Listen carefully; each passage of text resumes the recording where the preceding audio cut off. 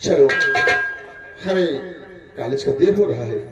चलो बेटा खाना खाओ, भूख भी लगी। कॉलेज जाओ। चलो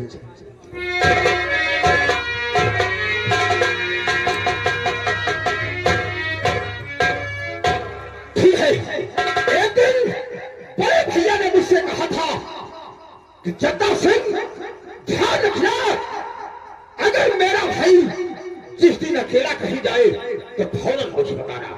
बड़ा बेहतरीन मौका है, चलता हूँ ये खबर बड़े भैया से बताता हूँ कि छोटे भैया ठाकुर रघुवीर सिंह बड़े बड़े जंगल में शिकार करने के लिए अकेले घोड़े पर सवार होकर निकल पड़े हैं।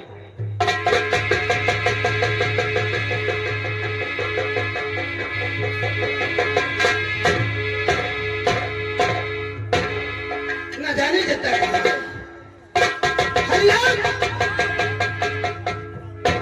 ठाकुर साहब, कहिए जता सिंह, बड़ी अच्छी खबर लेकर आया हूँ। कौन सी खबर है? ध्यान दीजिएगा मेरी बात पर। कहिए क्या कहना चाहते हैं?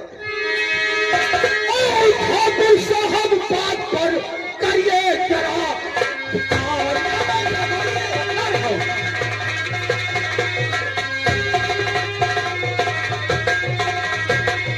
ठाकुर साहब बात पर करिए जरा विचार, और जाए तो रघुवीर सिंह खेलन आगे शिकार।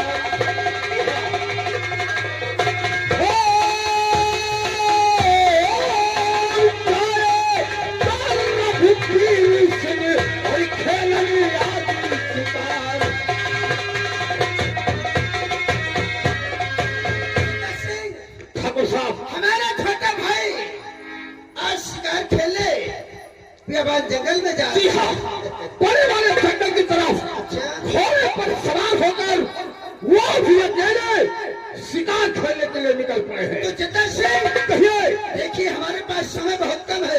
जी हाँ, तुम एक काम करो, घोड़े तैयार करवाओ हमारे साथ, चलिए आज हम भी शिकार के लिए चलते हैं। ठीक है ठाकुर साहब। और सुनो, कम से कम 50 लठे साथ में होना चाहिए। ठीक है।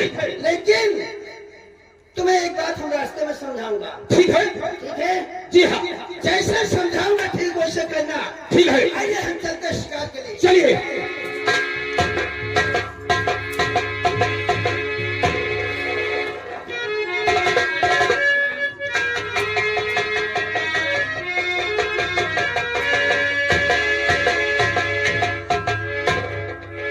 ठीक है, सामने बड़ा वाला जंगल दिखाई दे रहा है।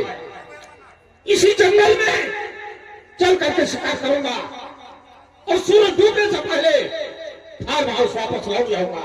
चलना।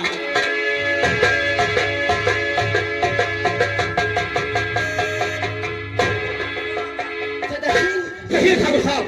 हम लोग भागते भागते जंगल की तरफ आ चुके हैं। जी हाँ, लेकिन कोई शिकार नजर नहीं आया। ठाकुर साहब, जो झील के उस पार बड़ा वाला जंगल पड़ता है, हो सकता है छोटे भैया उस तरफ निकल गए हो। और हम उधर देखते हैं। चलिए। आइए।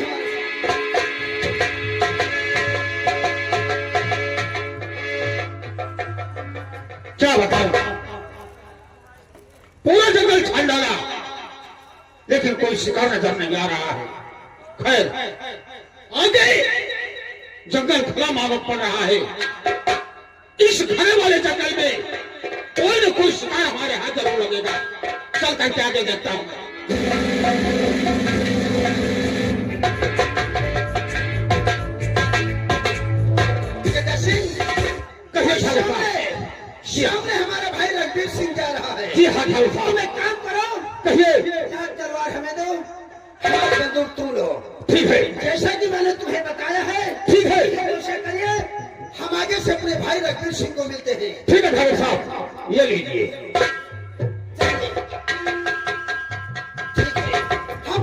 आगे से मिलते हैं।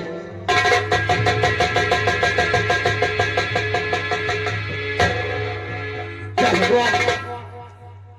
सुबह से शाम हो गई, अंधेरा होने वाला है, लेकिन कोई शिकार नजर नहीं आया। लगता है कि आज मुझे खाली हाथ वापस जाना पड़ेगा। और हुई है, और हुई है शाम, चिड़ियों ने लिया देखो बसेरा।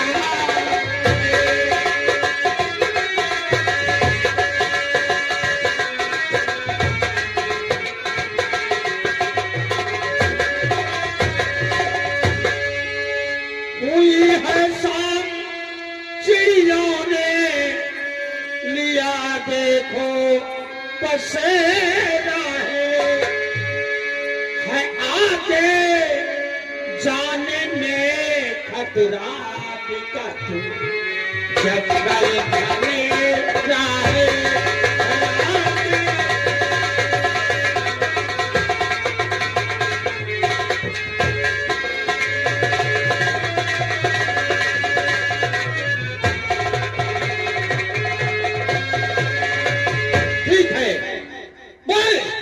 यहीं से अपने घोड़े को वापस फार्म हाउस की तरफ ले चलता हूं। अब मुझे कोई शिकार नहीं मिलेगा, मैं चल रहा हूं वापस।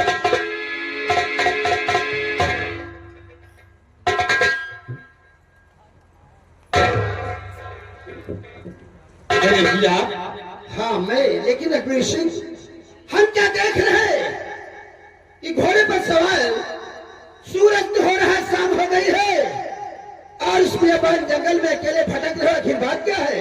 बड़े भैया, हाँ, इस जंगल में मैं शिकार खेलने के लिए आया था।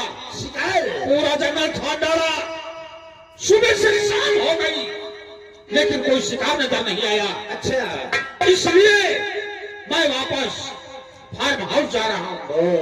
लेकिन आप बताएं कि इस जंगल में शाम के वक्त आप यहाँ क्या कर रहे हैं? छोटे भाई रघुवीर सिंह, शिकार के लिए तो मैं भी निकला था, लेकिन इस जंगल में भटकते भटकते शाम हो गई, सूरज तो हो रहा, मैंने सोचा शिकार नहीं मिलेगा, इसलिए हमने अपने घोड़े का मुंह हवेली की तरफ मोड़ दिया था। लेकिन ये भगवान की माया, हमारी किस्मत है, हमें चलते चलते अपना शिकार मिल चुका है। चलते चलते आपको अपना शिकार मिल गया है? जी हाँ। लेकिन नजर तो नहीं आ रहा है। शिकार? वो शिकार कहाँ है? क्या शिकार जानना चाहते हो कि तुम्हारे बड़े भाई ठाकुर जगपाल सिंह का शिकार कौन है? जी हाँ, मैं तो जानना चाहता हूँ। छोटे भाई रघुवीर सिंह, तुम्हारे बड़े भाई का शिकार हमारा छोटा भाई ठाकुर रघुवीर सिंह। ओहो, अब समझ में आया कि तुम जानवर का नहीं बल्कि इंसान का शिकार करने आए हो। इंसान का नहीं बल्कि अपने अपमान का शिकार करने आया हो। तुम्हारी वजह से हम माधोपुर गांव में चल नहीं सकते। अपने सर को झुका के चलता हूँ, सारे लोग अंगुली उठाते थे और उठा रहे हैं तुम्हारी वजह से। तो इसलिए आप हमें मारने के लिए चले आए? सोचा तो यही है। बड़े भैया, कहिए।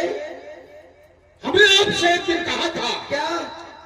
कि जिस बात का खून आपकी रगों में दौड़ रहा है, हाँ, उसी बात का खून मेरी रगों में दौड़ रहा है। ये तो है।